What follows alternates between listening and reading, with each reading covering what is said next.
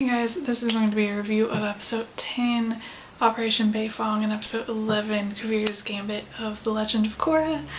I know, first of all, the lighting in this video is probably terrible because it's dark outside, because it's winter, and it took me forever to get around to filming this today, but the finale is next week, and I know this is late. I reviewed episode 8 on my blog, or episode 9. I reviewed episode 9 on my blog, not here. So I did review that one, but I never reviewed episode 10 before episode 11 aired because of finals and all of that. But I really want to review both of these before the finale, so we're going to do them both together. And hopefully this doesn't go on forever. I'll try to be a bit more brief since I have 2 episodes to talk about. Before I can get to absolutely anything else, I have to say that Toph came back in episode 10, and we all know that I love Toph more than almost anything, and so I get extremely excited whenever she shows up again, and like, we knew she was coming back before the episode actually aired, and I was so looking forward to that. Like, I was so excited for that. I put the camera so I'm standing right over this like creaky spot in the floor, and it's distracting me a lot. I keep stepping on it. I don't know if you can hear it or not. Prince Wu was actually pretty impressive in these episodes. Episode 10, his idea to evacuate the citizens and his idea of how to calm them down when Mako freaked them out were both like really great, and I like that because I think that that's a good indicator that he can be a good ruler, even if he made the joke, it wasn't really a joke on his part, but made the comment about doing it for girls, which, so he's not all of the way there yet, but like, he's showing hints that he has the potential to be a good leader, and that's good because like, they're going through all this trouble to get rid of Kuvira, and then you don't want the country to be handed over to a horrible ruler immediately after that. So I like that we're getting some hints that he'll actually be decent. And just Toph, guys, Toph. Like, we got to see her detecting where Kuvira and them were, like where the prisoners were, and like, it brought back so many memories, like, and just seeing her do it and then Lin do it immediately after made me so happy. And then Toph commenting that Julie was lying, which I actually, like, it took me a second, like, wait a second, like, just like, because it never even entered my mind that Toph could detect lies, like, and it just brought back so many memories, and I just am still so happy every single time that Toph shows up. I am still so happy about that, and just getting those kind of little moments, especially when Korra is so close to ending, and I'm feeling sentimental as it is because of that. And Julie betrayed Kuvira, which is completely what I was expecting to happen. I think pretty much everyone saw that coming, but that was still, like, I don't know, like, I was on the edge of my seat when Kuvira was finding the whatever it was that Julie had taken and hidden, and I'm excited to see what happens with her and Varric now, but I'll get to that in episode 11. Just for focusing on episode 10, that was kind of like a really intense moment that I really liked, even though I completely saw it coming. And the spirits refused to help, and on one hand that kind of sucks, but like, I feel like we've had so much focus on spirits in the past and in past storylines that I kind of like the idea of Korra having to do this more kind of on her own. So I'm not really too upset about that. And after a ton of talk in the fandom, Toph just randomly blurts out that some guy named Kanto is Lin's father, which is apparently not something that Lin ever knew, because Toph apparently wouldn't tell her, and then Bolin randomly asks, and she just says it without caring. And that's weird to me, I guess, like, because I've been trying to rationalize to myself, like, why she did that, like why Toph would spend years not telling her daughters who their fathers are when Lin apparently seems to have expressed interest in knowing before, but she like just blurts it out there. And the like 2 theories that I have is either 1, Lin was curious about her father but never actually asked Toph just because she assumed Toph wouldn't tell her, so like she was just never told, but if she had actually asked then Toph would have said. Or my second like theory on that, I guess, is that, like, I kind of feel as if maybe, like, growing up, I don't know, this is really hard to explain my thought process, but kind of like when Lynn was younger, maybe, like, probably like a really little kid, Toph didn't want to talk about it for, like, I think there could be various reasons for that, like, possibly because he wasn't in Lynn's life. She just, like, as far as Toph was concerned, she was the only parent, so, like, she didn't really like the idea of Lynn clinging on to the idea of a father, and so she didn't tell her. But now that Lynn's an adult, it's not really a concern, so she had no problem, like, blurting it out. I don't know, but, like, because it is extremely weird that you wouldn't tell your daughter that for her entire life and then just blurt it out to some guy you like randomly met. But I mean, I am glad that the information is out there, though, because that is something that I think a lot of people wanted to know. But I also can't help but think about the fact that we still don't know who Suyen's father is, so cannot believe that I forgot to talk about Bolin freaking out over Toph, because that is still one of my favorite things in the entire world. And I really like that Lynn and Toph end the episode on good terms, and I'm just happy that their relationship is better now, but I am really upset that Toph does not seem to be coming back again. The way, well, see, but then also the first time Toph left earlier in the season, I said that I hoped she would come back, but the way that things concluded, it didn't seem like she would.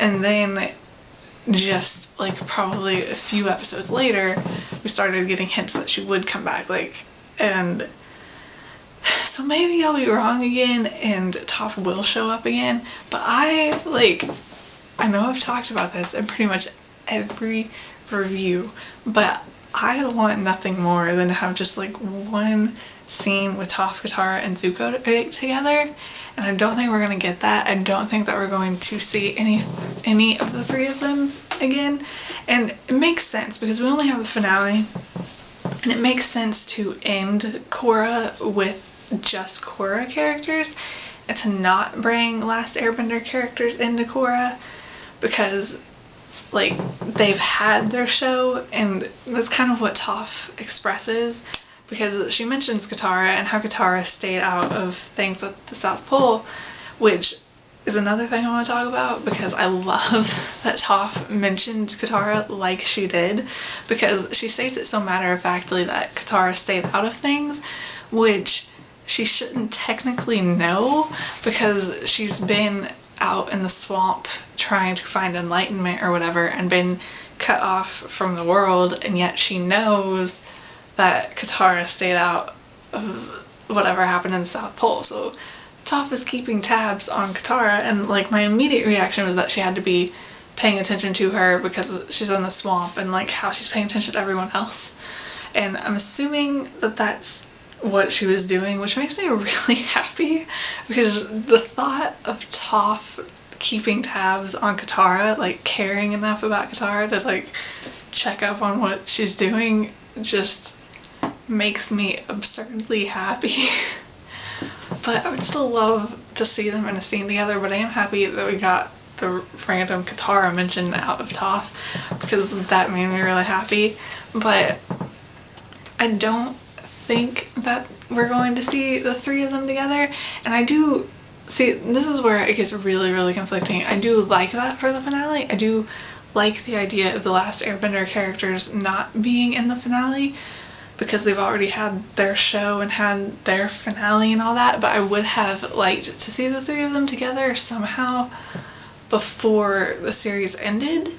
But, like, I get not doing it in the finale, and I'm okay with that. I just wish it had happened earlier, but I can also understand, like, why it didn't and why it wouldn't really work story-wise, because it'd be difficult to get them in the same place.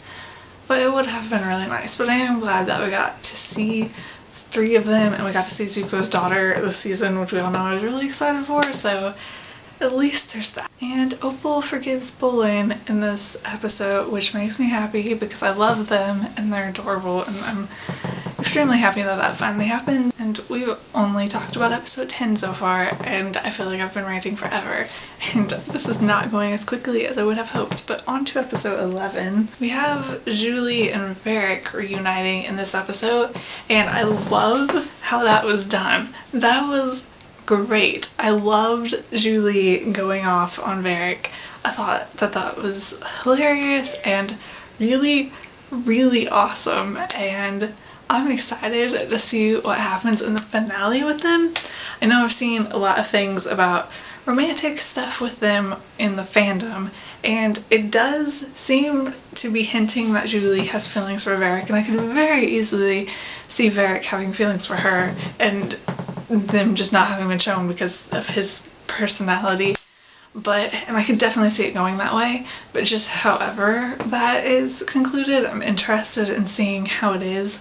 And I just really love how she's so adamant that he has to treat her like an equal, and her getting angry and finally like exploding at him was pretty awesome. And that might have been, well, it wasn't my favorite scene of this episode just because there was a lot of like really, really mind-blowing things in this episode, but from just kind of like a character standpoint, I think that that was my favorite scene in this episode. The next thing I have down here is the evacuation, but I've already talked about that, I think, mostly. I don't have anything else to say about it. But Iroh is in this episode, and I, like, if we don't get Toph, Katara, and Zuko again, I'm really glad that we got to see Iroh again, because when was the last time he was even in an episode? I feel like the beginning of season 2 was like the last time we saw him. I feel like I could be wrong. I could completely be wrong. I really have no idea. But I do know that it's been like an extremely long time. So that was awesome. Partially because Dante Bosco does his voice, who did Zuko's voice in the first series. But I just really like, I think we've established that anytime any member of Zuko's family shows up, I'm extremely happy about it. And if we can't get Zuko again, then I'm happy that Iroh showed up. But it occurred to me, and this hasn't occurred to me in the past, and I was watching this episode and it just suddenly occurred to me, and it's really weird, that like, so you have the United Republic, which is like an independent nation, and General Iroh is in charge of their armed forces, but he's also a member of the Fire Nation royal family, which is an entirely different nation. And so the idea that he is a member of the royal family of one nation but commanding the armed forces of another nation is really weird. And I know that Zuko helped found the United Republic, but like, Iroh is still a member of the royal family, and so it's really weird that he's the head of a different nation's military. Like, why isn't he the head of the Fire Nation's military? Actually, I feel like, especially after Zuko's daughter's comments, I feel like the Fire Nation probably doesn't have a significant military anymore, and that's probably something that they're happy about now. But still, I don't, like, that never, for some reason, I never gave it enough thought to really question that before. But I was watching this episode and it occurred to me, I think because Kuvira is so angry about the United Republic existing, that was really on my mind. It's really weird. I don't understand. So I don't know how that happened, but it's weird to me, and that was a bit of a tangent, but that's something that like was bothering me a bit at the end of the episode, and I've been thinking about it since, and I don't really get why. If anyone has a good explanation for that, let me know, because I don't understand it. Then we have the reason why I can't call the Julie Varric scene my like absolute favorite scene, because Kuvira has a mecha suit, I think is how they're pronouncing that. That was amazing. Like, I know when the, like, normal suit things premiered earlier in the season, I freaked out about them because they were so cool, and the animation of them fighting was so cool, and I was so excited about those. And now there's this freaking giant one, and the animation of that was so beautiful. And I realized that I feel so weird talking about how beautifully animated a giant suit robot thing is, but it was. Like, every single scene that thing was in was incredible, and I was so impressed with how beautiful that animation was. Like, the thing itself was awesome, and the fact that Kuvira has this giant weapon that can destroy the entirety of Republic City is scary from a story standpoint, but I think what like really makes that thing so powerful from as a whole is how it's animated. Is just like breathtaking almost. I feel like that's the best word for it when you're watching it, and that made the entire episode. That thing was amazing. Like, I freaked out when it came on camera, and it's so funny to me thinking back earlier in the season when I got so excited about the original versions, which are minuscule in comparison to that, and then to have that show up, that was amazing. That was the coolest thing. It's done, I swear. I only have one more thing to talk about, which is Baatar, and I'm pretty sure another, like, going back to like the entire fandom, I'm pretty sure that no one really, like, everyone was kind of getting weird vibes as far as Kuvira and Baatar's relationship goes.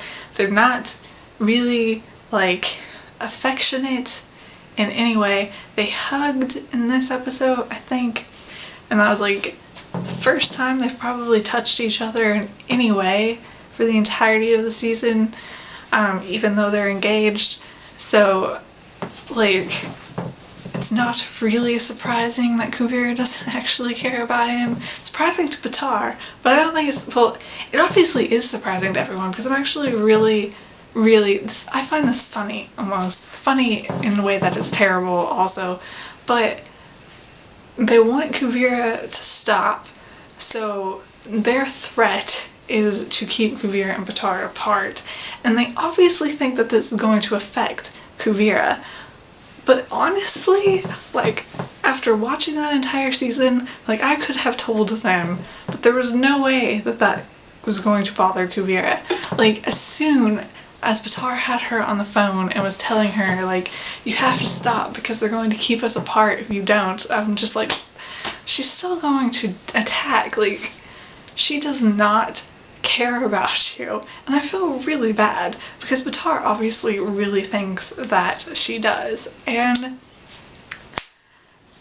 so that was, like, him realizing that she was going to fire at them and probably kill him in the process, well, hopefully not, but possibly kill him in the process, was really sad, and I feel really bad for him, even though he's been a jerk. He's definitely, I'm pretty sure I compared him to Percy Weasley a lot earlier in one of my earlier reviews, and I've seen other people refer to him as Percy Weasley as well, because, I mean, that is what his entire situation is, except he's doing it for romance, and Percy wanted a prestigious ministry job.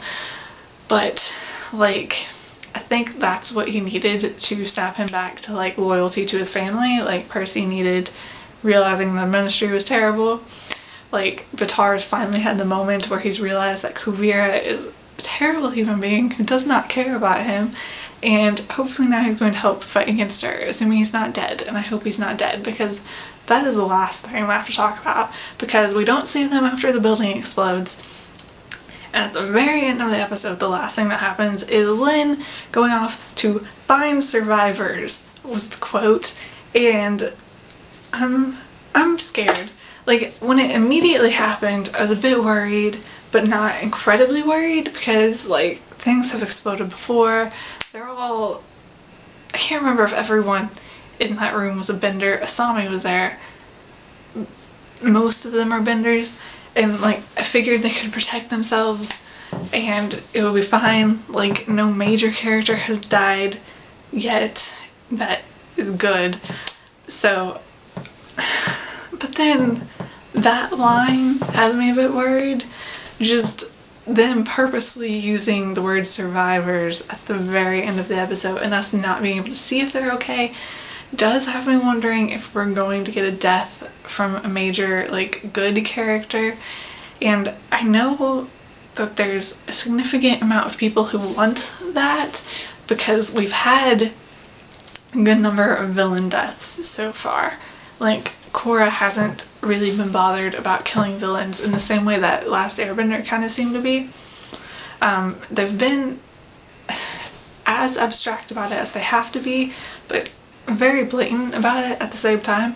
But no good people have died. And I don't know what exactly Nickelodeon would allow with that, because I do think that Nickelodeon would be more lax about villains dying than main characters dying. But, like, I'm torn, as I'm always torn about these kind of deaths, because on the one point, it, from a realistic standpoint, it makes sense to have someone die, but I don't actually want anyone dead, obviously. So I am a bit worried going into the finale if any of them are already dead, but we're not going to know until Friday, so I'm trying not to obsess over it. So yeah, I think that's all that I have to say on these episodes. This is probably ridiculously long. I'm not looking forward to editing this, but we have the finale next week. I'm scared because this is going to be the end of Korra forever, probably the end of Avatar TV shows forever. We'll probably continue to get comics, but I'm so behind on the comics that's actually ridiculous. But I don't think it's hit me yet. Like, I don't think that my brain's fully processed that Korra is ending next week. I think I'm kind of avoiding it a bit. So weird. It's 2014. Last Airbender ended in 2008. And I've been watching, I started watching Last Airbender when it originally aired in 2005. So that's nearly a decade of Avatar and like a decade of my life. Nearly half. That's nearly, wow, because I'm 21 and that's roughly 9 years. So like almost half of my life watching Avatar.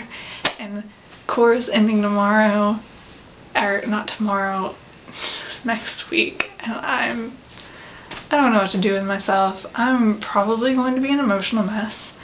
I don't know how I'm going to handle it, because I'm almost definitely going to do a video review, and I don't know how I'm going to handle that. I feel like I'm not too close to tears right now, but I can feel them coming if I keep talking, so I'm gonna go ahead and wrap this up. Needless to say, I'm really freaking out about the fact that the finale is coming out this coming week. And I'm sure it's going to be amazing though, and I am excited to see how it's wrapped up. And that's all that I have to say. I will see you guys later. Bye.